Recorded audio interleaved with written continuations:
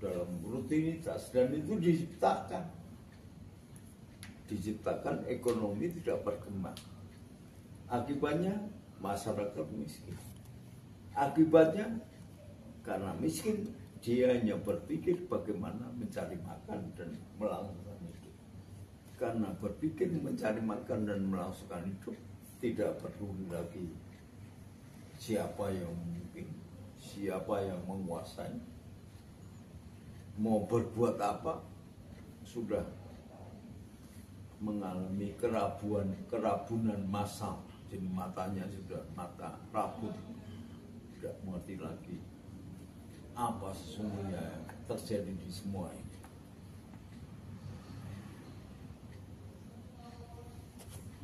Menjadi 137 pasal. Gimana? Jadi bukan di amandemen, namanya sudah dirubah total. Kalau sudah dirubah total, maka sukma, nyawa, jiwanya Undang-Undang Dasar 45 sudah nggak ada. Salah satu di antaranya pasal 33 ayat 1, 2, dan 3 yang intinya adalah titik beratnya kata Bung Hatta dengan jelas itu dikatakan, karena pengusaha pribumi itu kalah modal, kalah segalanya dengan Cina, etnis Cina, maka perbankan didirikan untuk mendukung pengusaha-pengusaha bumi putra pribumi.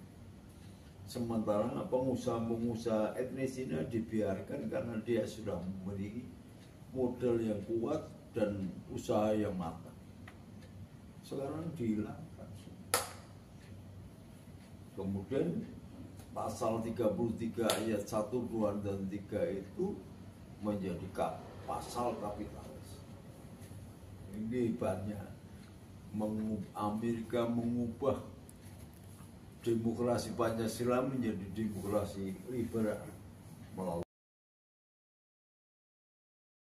Inilah yang paling berdosa terhadap kehancuran bangsa ini.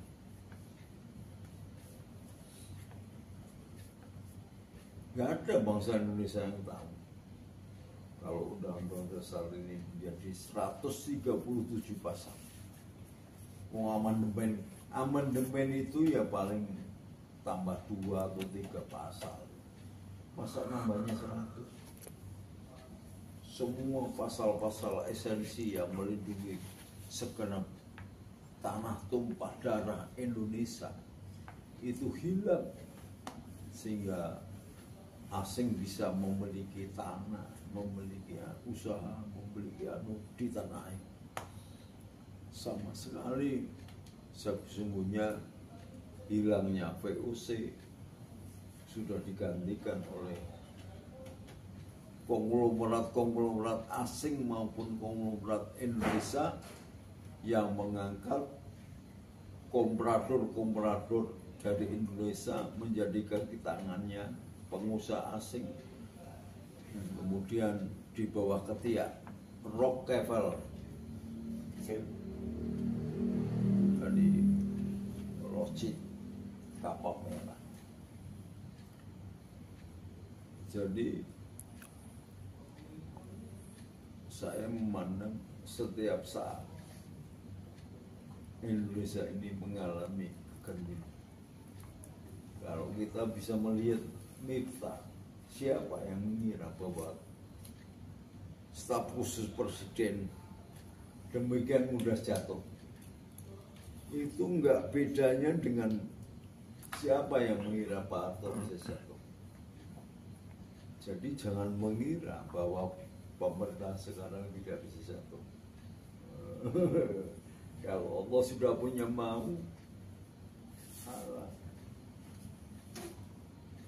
makanya Abah bikin komando Patriot Garda Nusantara, komando pelopor.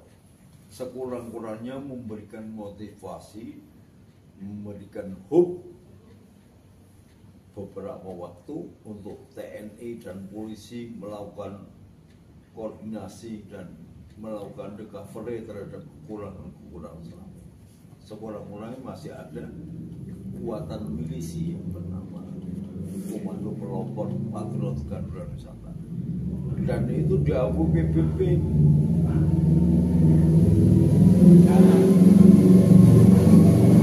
Tapi kalau kita butuh tentara apa itu nggak boleh. Kalau kekuatan milisi diakui PBB.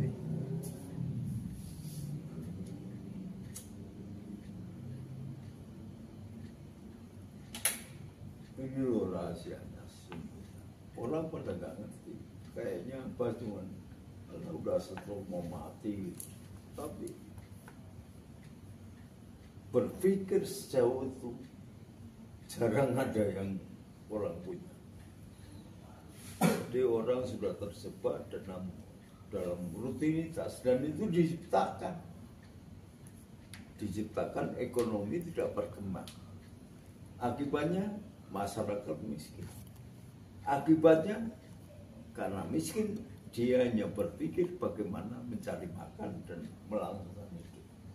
Karena berpikir mencari makan dan melangsungkan hidup, tidak peduli lagi siapa yang memimpin, siapa yang menguasai, mau berbuat apa, sudah mengalami kerabunan massal. Jadi matanya sudah mata rabun, tidak mengerti lagi apa sesungguhnya yang terjadi di semua ini.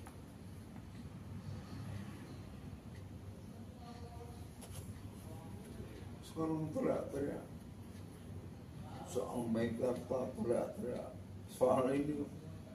Kenapa sih kok nggak bisa dilakukan tindakan serat-serat kayak soal kayak sandiwara aja. Jadi perang kembang cakil itu hanya perang aja, tapi nggak ada yang mati.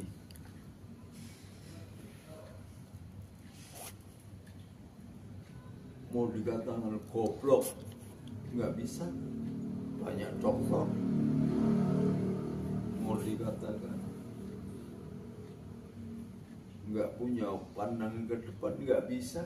Terbukti ketika bangsa Indonesia ini berada di luar negeri pasti mencapai tingkatan-tingkatan prestasi di bidang apapun. Jadi kenapa? Karena di Indonesia ini sudah semacam benang ruwet campur tel. Jadi saya pernah mengusulkan dulu dibentuk pasukan-pasukan kayak kemarin-kemarin. Usia-usia yang sudah tua-tua ini sudah kelacunan pikiran kotor dan korupsi, baru amat, baru bagus. Kalau enggak bisa. Ganti kekuasaan nanti ganti lagi.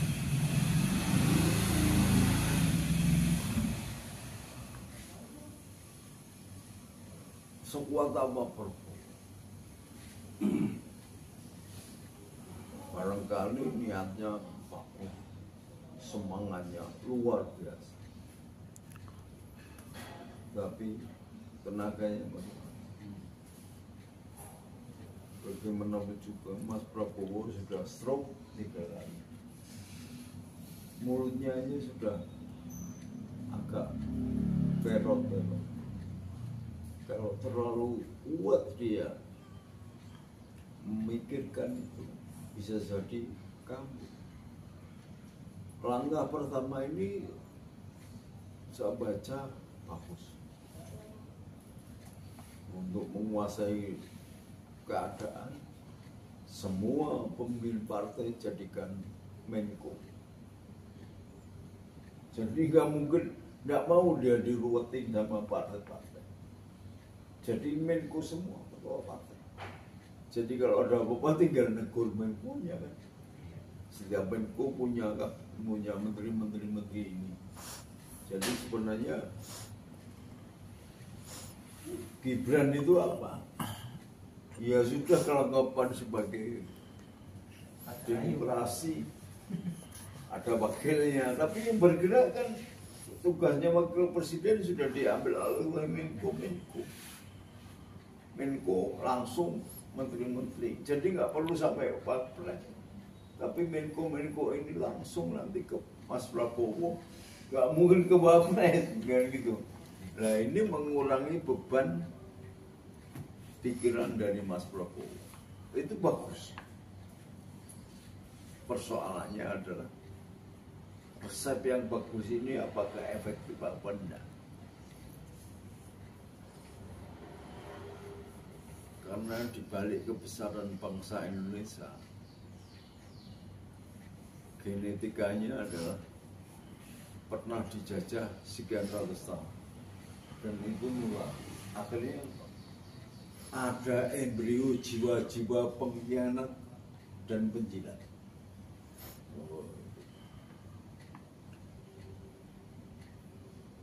Contohnya gampang, kalangan santri yang sudah jelas paham dengan pelajaran taklim ta'alim, Ihya Ulumuddin, minimal pernah membaca hikam, bisa mengikuti dapur pamannya kok, iya kan?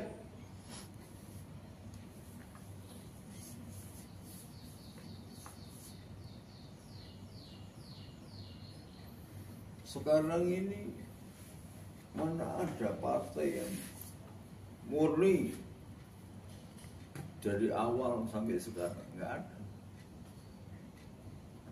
Semua gabungan, kalau pecah lagi, gabungan pecah lagi.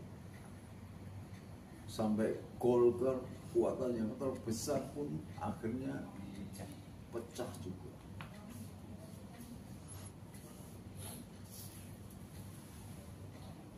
Gerindra itu dari Golkar, Nasdem dari Golkar, Hanura dari Golkar.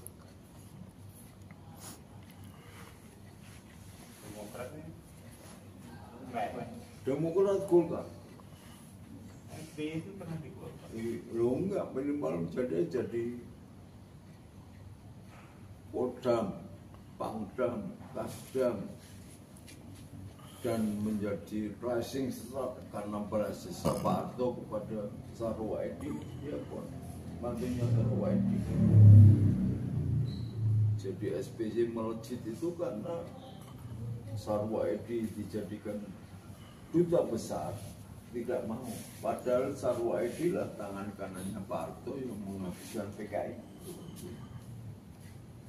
Maka untungnya SBY jadi menantunya Sarwo Edi. Golkar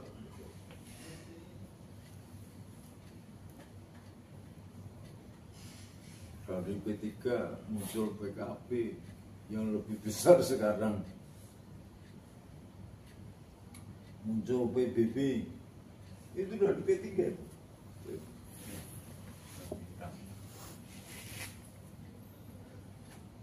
Muncul PAN, muncul Partai Matahari, itu kan dari P3.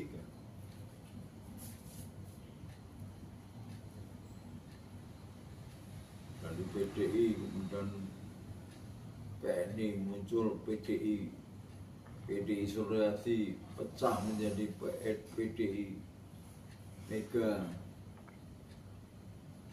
lalu muncul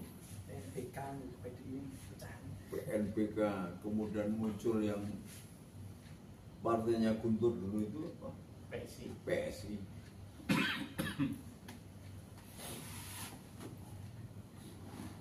Menu muncul partai lagi, apa ditawari? Ada orang bentuk partai lagi, ketawa aja. Di PKB aja saya nggak mau. Partai. Jokowi mau bikin partai lagi sendiri. Tapi kalau angkatan laut dengan Kementerian Kemaritiman apa? Kan ada Kementerian Laut juga. Iya, Kapitra itu kan Gus Dur pernah mendengar omongan apa. Tapi udah berfungsi apa belum? Beli.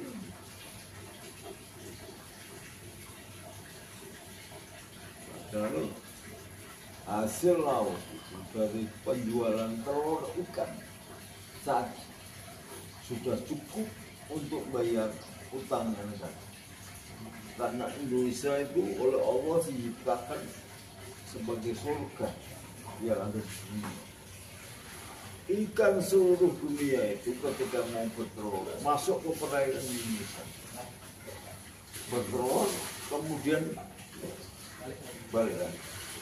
Dan gobloknya Kementerian Indonesia itu tidak bisa mengeksploitasi dan mengeksploitasi ikan ini. Akibatnya apa?